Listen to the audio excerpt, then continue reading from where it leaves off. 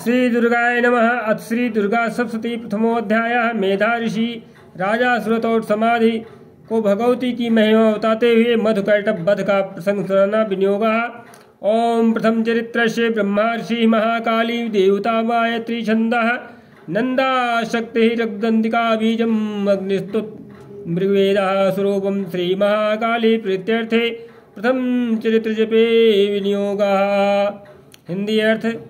प्रथम चरित्र के ब्रह्मा ऋषि महाकाली देवता गायत्री छंद नंदा शक्ति रक्तदंतिका बीज अग्नि तत्व और ऋग्वेद स्वरूप हैं। श्री महाकाली देवता की प्रसन्नता के लिए प्रथम चरित्र के जप में विनियोग किया जाता है। भगवान श्री हरि विष्णु के सो जाने पर मधु और कैटभ को मारने के लिए कमल जन्मा। ब्रह्मा जी ने जिनका स्तवन किया, निवेदन किया था, उन महाकाली देवी का मैं सेवन करता हूँ।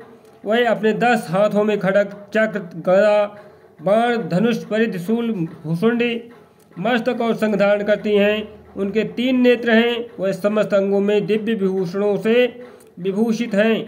उनके शरीर की कांति नीलमणि के समान है तथा वह 10 मुख और 10 पैरों से युक्त हैं। ओम नमश्चंडिकाय नमः। मार्कंडेय जी बोले। मार्कंडेय उवाच। सूर्य के पुत्र सावर्णी जो 8वें मनु कहे जाते हैं, उनकी उत्पत्ति की कथा विस्तार पूर्वक कहता हूँ, सुनो।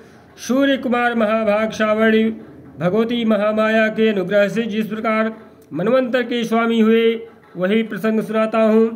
पूर्व काल की बात है कि सुरोचिष मनवंतर में सुरथ नाम के एक राजा थे, जो चैत्र वंश में उत्पन्न हुए थे। उनका समस्त भूमंडल पर अधिकार था। वह प्रजा का अपने औरस पुत्रों की भांति धर्म पूर्वक पालन करते थे। तो भी उस समय कोला विध्वंसी नाम के क्षत्रिय उनके शत्रु हो गए।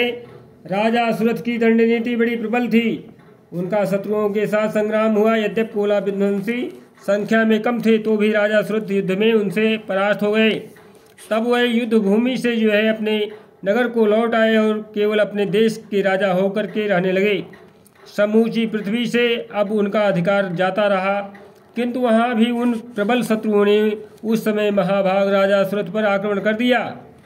राजा का बल क्षीण हो चला था, इसलिए उनके दुष्ट बलवान एवं दुरात्मा मंत्रियों ने वहाँ उनकी राजधानी में भी राजकीय सेना और खजाने को हथिया लिया। सुरथ का प्रभुत्व नष्ट हो चुका था, इसलिए वह शिकार खेलने के लिए घोड़े पर सवार होकर के वहाँ से अकेले ही घने जंगल में चले गए। वहाँ उन्होंने प्रिय विप्रवर मेधा मुनि का आश्रम देखा, जहाँ कितने ही हिंसक जीव अपनी स्वाभाविक हिंसा वृत्ति छोड़ चुके थे, परम शांत भाव से रहते थे। मुनि के बहुत से शिष्य उस वन की शोभा बढ़ा रहे थे। वहाँ जाने पर मुनि ने उनका सत्कार किया और वह उन मुनि श्रेष्ठ के आश्रम पर इधर उधर विचरते हुए कुछ काल तक रहे। फिर ममता से आकृष्ट चित्त होकर के वहाँ इस प्रकार चिंता करने लगे, पूर्व काल में मेरे पूर्वजों ने जिसका पालन किया था, वही नगर आज मुझसे रहित हो गया है। पता नहीं मेरे दुराचारी भृत्यगण भाई लोग उसकी धर्मपूर्वक रक्षा करते हैं या नहीं। जो सदा मद की वर्षा करने वाला और शूरवीर था, वह मेरा प्रधान हाथी अब शत्रुओं के अधीन होकर के ना जाने किन किन भोगों को भोगता होगा। जो लोग मेरी कृपा, धन और भोजन पाने से सदा मेरे पीछे पीछे चलते थे, वह निश्चय ही अब दूसरे राजाओं का अनुसरण करते होंगे।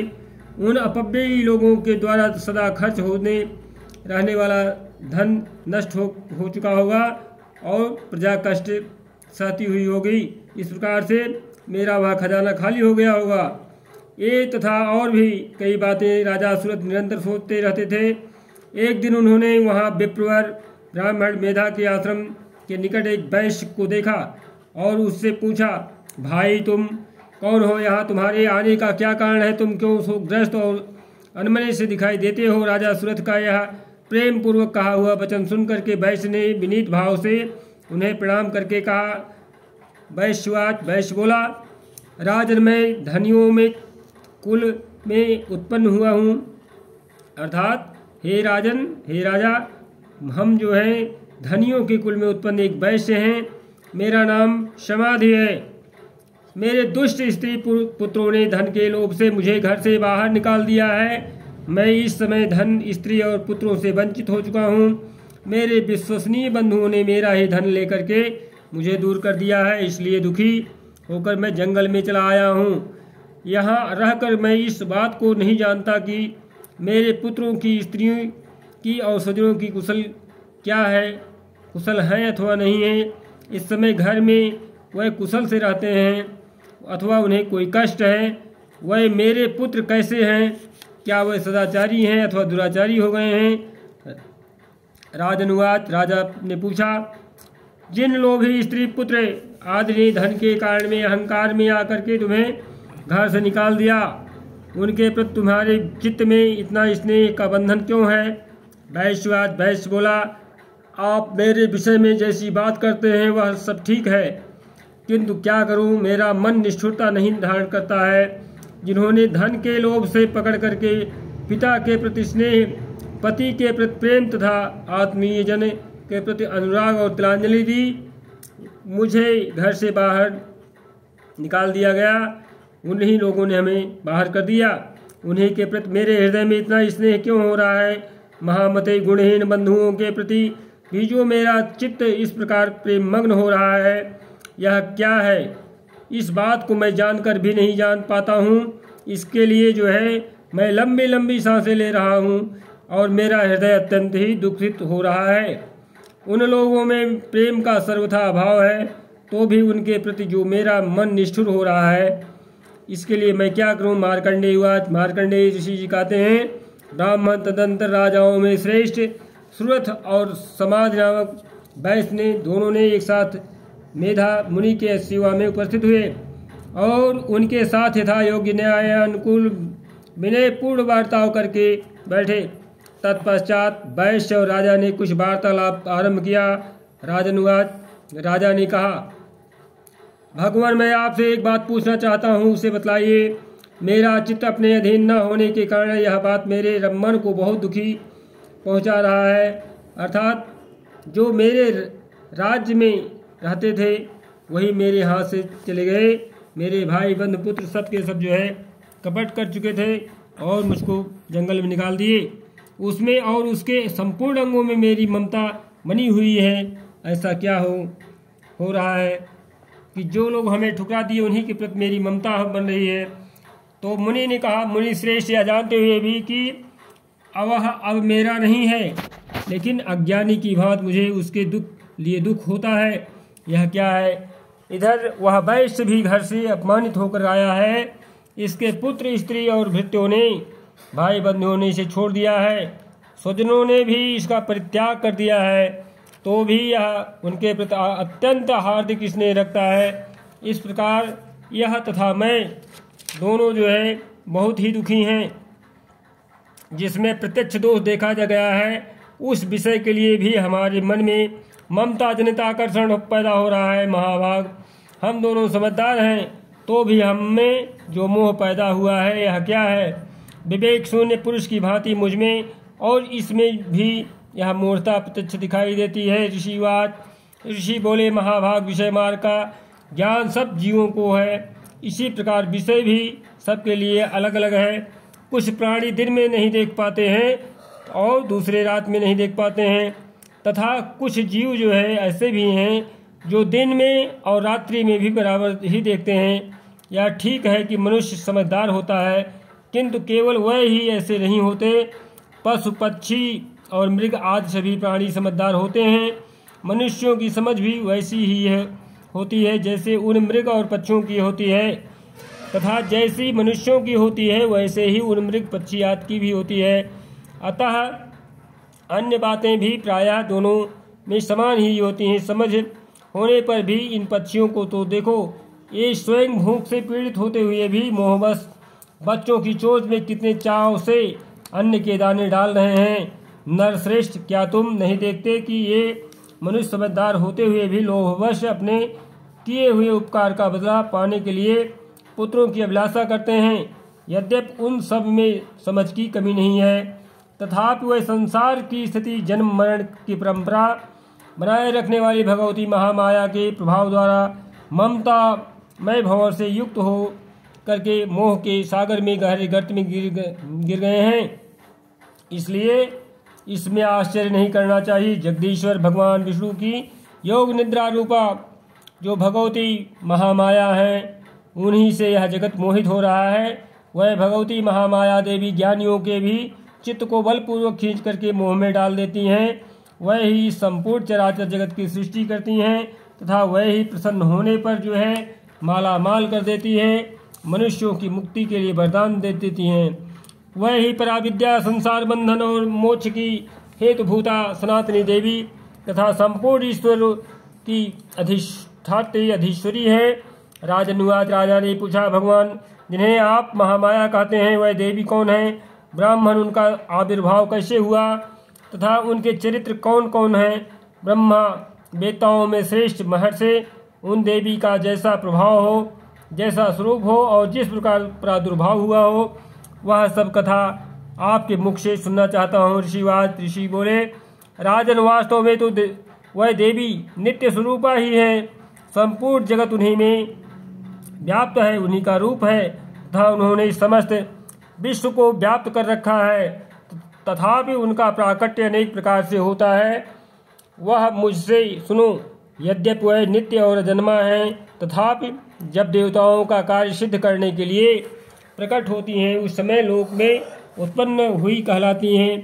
कल्प के अंत में जब संपूर्ण जगत एकाड़ों में निमग्न हो रहा था और सबके प्रभु भगवान विष्णु शेषनाग की शैया पर बिछा करके योग निद्रा का आश्रय ले रहे थे अर्थात सो रहे थे, उस समय उनके कानों के मैल से दो भयंकर असुर उत्पन्न हुए जो मधु और कैटभ के नाम से विख्यात थे।